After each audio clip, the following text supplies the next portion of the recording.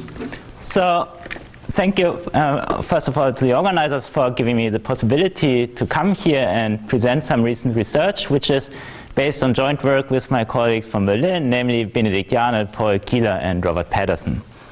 So let me start right away by showing you a picture of the model that we are investigating, which is a very, very simple network model. So we have on the one hand a homogeneous Poisson point process of transmitters, and then independently of that we have a homogeneous Poisson point process of receivers. And now what we do is we draw an edge from a transmitter to a receiver if and only if the SIR value is larger than a certain threshold. And now, so we have this simple network model, we can put simple restrictions on this model. For instance, we say at most 10% of the transmitters may be isolated in the graph theoretic sense, so that they do not have any edges emanating from them. And so if you now have such a condition and you want to satisfy this on average, so then we have already heard what we can do. We can put an extra transmitter at the origin, and then we can try to tune the model parameters in such a way that the probability of being isolated is less than 10%. And then if we consider a growing domain, the ergodic theory tells us that the probability of actually observing a proportion of transmitters larger than 10% that is isolated will tend to 0. But the issue is, in this ergodic theory, is that you don't have a rate of convergence. So if you have a bounded domain and you want to be certain with 95% that you have at most 10% isolated transmitters, then this ergodic theory alone will not be sufficient to answer this question. And so luckily there's now some mathematical theory which deals or tries to quantify, at least to a certain extent, the probability of deviating substantially from this ergodic limit. And this is just the theory of large deviations. And what I want to do in this talk is I want to try to convince you that this mathematical theory can also be applied in the context of wireless networks. And in particular, we will see that the probability of seeing certain unlikely configurations will tend to 0 actually at an exponential speed. So let me go briefly through the model. So I've already said the most important thing. So we have a homogeneous Poisson point process of transmitters and a homogeneous Poisson point process of receivers, and they are independent, and the communication is modeled within this classical SINR framework. So let me just go through that quickly. So on the top we have the signal strength, which consists of the transmission power. Then we have the fading effects and the path loss function. And on the bottom we have the thermal noise and then the contributions that come from the other, the interference that comes from the other transmitters. So let me just add a few words on the assumptions that we make here. So W is just assumed to be constant and non-random in our model. Then the path loss function is a power law path loss function where we remove the singularity at the origin. The transmission powers are assumed to be IID, and so is the fading field. So in some sense we consider here only the fast fading. And we have two further technical conditions on these fading variables. Namely, the support of the fading variables should be bounded, and on the other hand, if we consider the inverse of these fading variables, then the distribution function should be globally Lipschitz. So these are technical conditions that we need, but many distributions can at least be approximated by random variables with these properties. Okay, so now let me move on to the first large deviation principle, which is a large deviation principle for connectable receivers in a large domain. So what do I mean by that?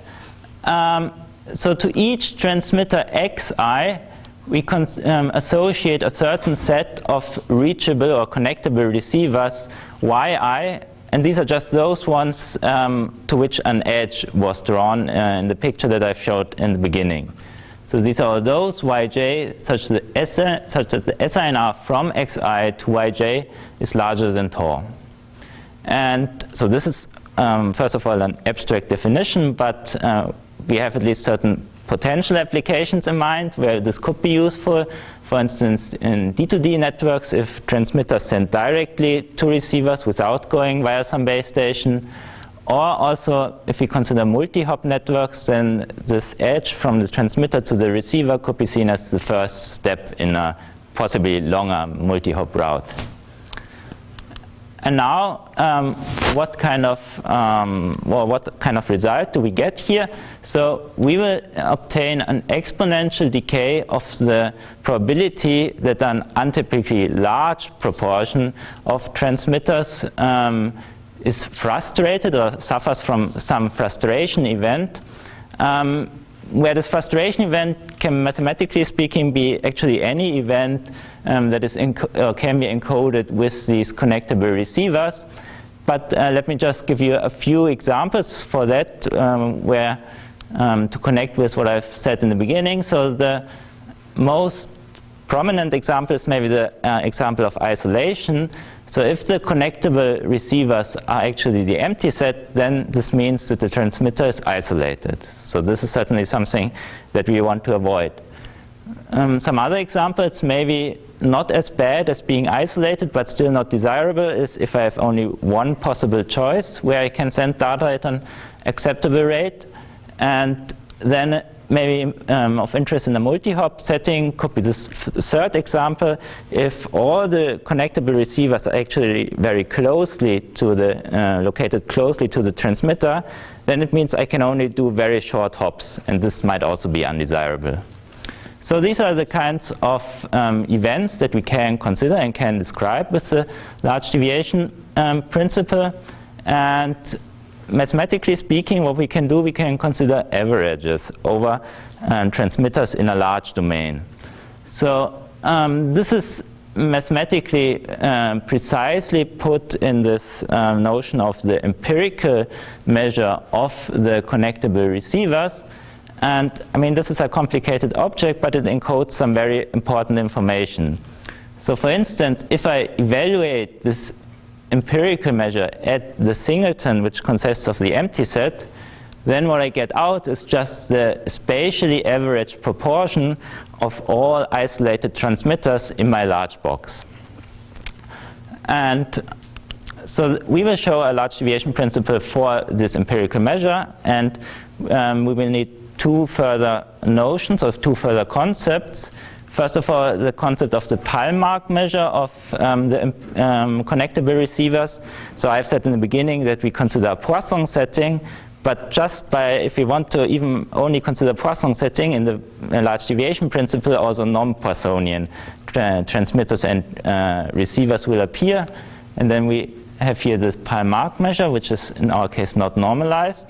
And then we will also need the concept of specific relative entropy or Kalbeck-Leibler distance of two stationary point processes, which is basically you do the following. So you restrict your point processes to a bounded box. Then you take the ordinary Kalbeck-Leibler distance, and then you need to normalize by the volume of the box and then perform the limit. So and here's now this large deviation principle. It's a large deviation principle for this empirical measures in the Tor topology with the following rate function. And this is, of course, a complicated mathematical language, but roughly speaking, what this means is that the probability that this empirical measure is contained in a certain set F or has some property F, if it decays to zero, then it will decay to zero exponentially fast, in the sense that here we have this volume of the box size, and here we have the infimum of the rate function over the set F. And just some comments are important here. So first of all, this Tor topology is not so common outside large deviation theory. So it's a topology that is generated by all evaluations at Borel sets. And this is kind of, yeah, the topology is, it will take me a little longer to explain why this topology is useful, but in some sense, if you have a stronger topology, then you can answer also stronger questions later. And this tall topology is stronger than the weak topology, for instance. Then this is also not the first large deviation principle that appears, has been used for wireless networks. So Ganesh and Teresi, they have considered a large deviation principle for the interference at the origin. But their result is different to ours, and also the proof is quite different, because our proof is based on a level 3 large deviation principle for the Poisson point process, which goes back to Georgii and Zessin. So now I want to go on to the second large deviation principle, which is of a quite different flavor. So here we do not consider averages over a large box, but we put an additional distinguished transmitter at the origin and then let the SINR threshold tend to 0. So what I mean is this: we have the set y tau, so the connectable receivers to the origin, and now we consider the limit tau to 0. This means this condition gets weaker and we get many, so this set y tau grows larger.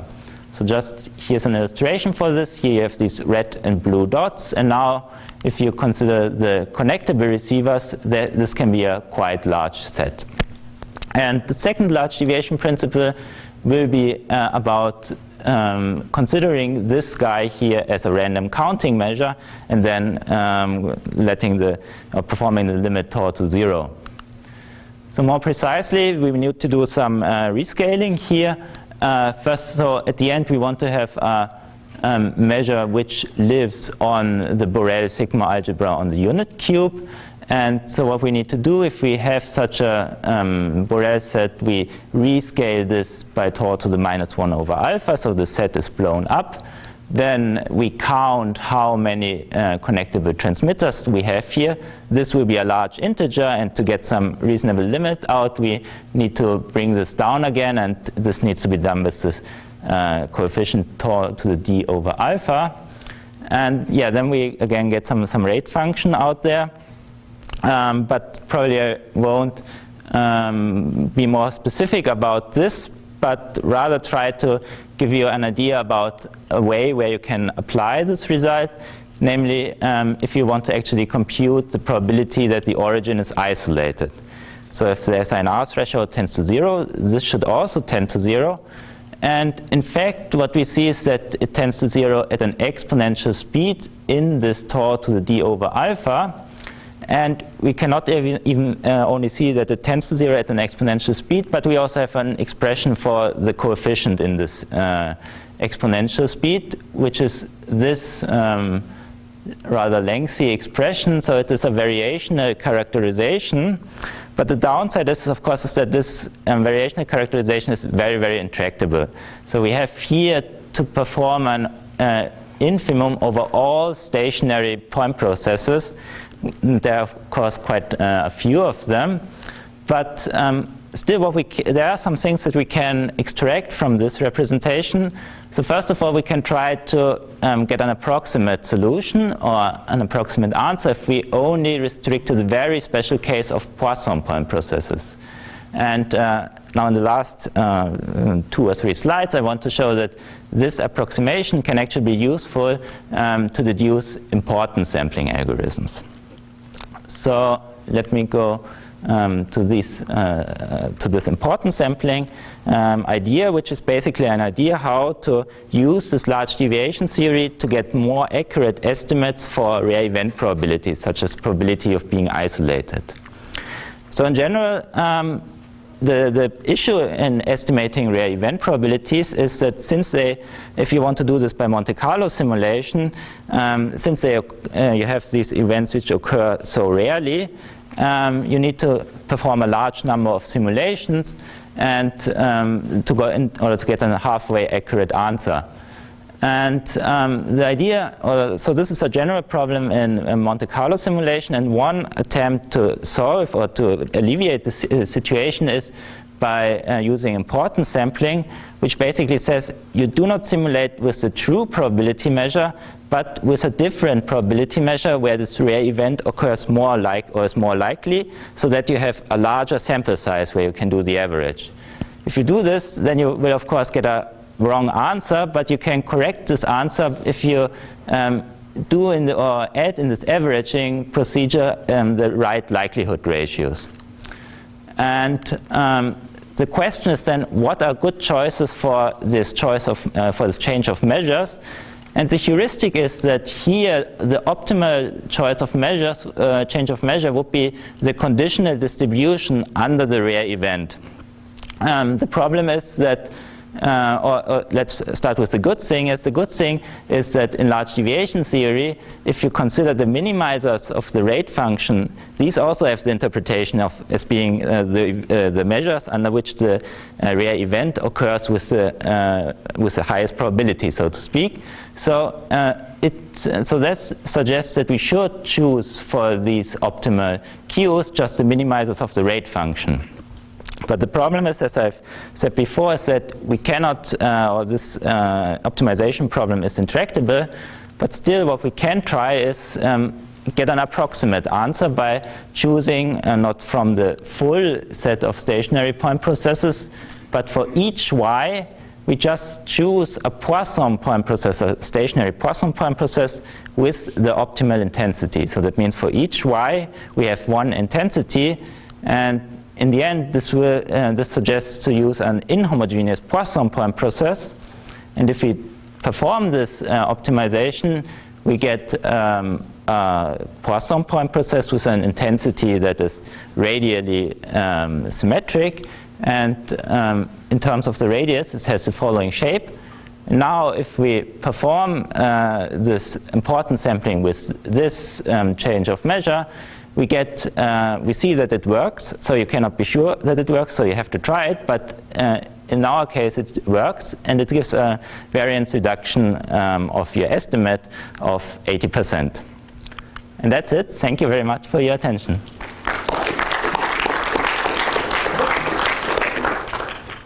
Time for a question or two? My question is about this assumption on the bounded support of the fading. Mm-hmm. So, if I get it correctly, it means that actually in the second model you will get only points in the ball if there is thermal noise which is gone, which can make it. Both powers and fading are bounded support, right? Yeah. So you can't make it to if thermal noise is fixed. Yeah, you can't make it infinitely large. Infinitely far. Yeah, that's important. Yeah, that's an important point, that our results really need that this W exists and is positive. Okay. So if we have no noise, then this breaks down. Mm-hmm. Right, but it means that, so it's not necessarily the case that there are that many points in that ball. So that's why I'm not sure how But so if y, so the maximum radius to which you can send, if you let tau tend to 0, will be of the order tau to the -1 over alpha. So this means usually like your ball is bounded, but if tau tends to 0, it grows larger and larger. And so do some of these results extend to the case where you would have like Rayleigh fading, or? That's a very good point. So I think Rayleigh fading could be possible. So we have these two assumptions. This one I think would be easier to remove, but so the second one, it excludes the case of constant fading, and this is much more difficult to remove this. So, but I would be optimistic that this could be extended actually to Rayleigh fading here. But constant fading, this would be difficult. So I think in the interest of time, we'll take any other questions offline. We'll have a short break now. We'll come back at just 15 after the hour for 2 more invited talks.